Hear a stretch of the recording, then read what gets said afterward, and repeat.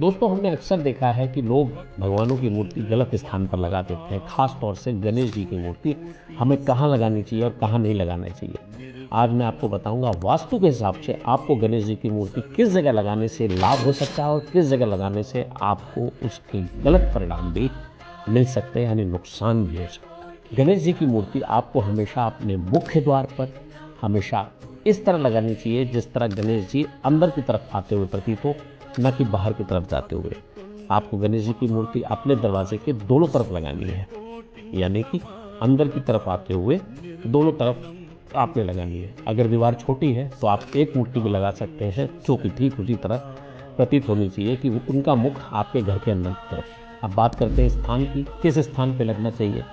घर में अगर नॉर्थ ईस्ट या ईस्ट की दिशा में आपके घर का मुख्य द्वार है तो ये सबसे शुभ और सबसे अच्छी दिशाएं मानी गई हैं वास्तु के हिसाब से गणेश जी की मूर्ति के लिए।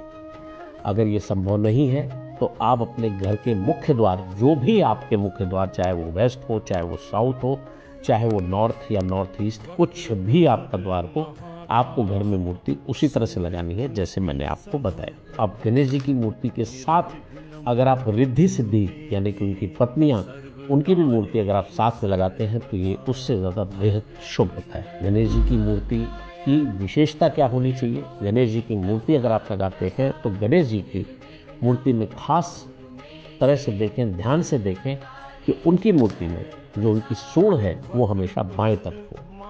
अगर दाएं तरफ वाली सूंड की मूर्ति लगाते हैं तो उनके कुछ विशेष नियम और पूजा के पाठ, पूजा के नियम होते हैं।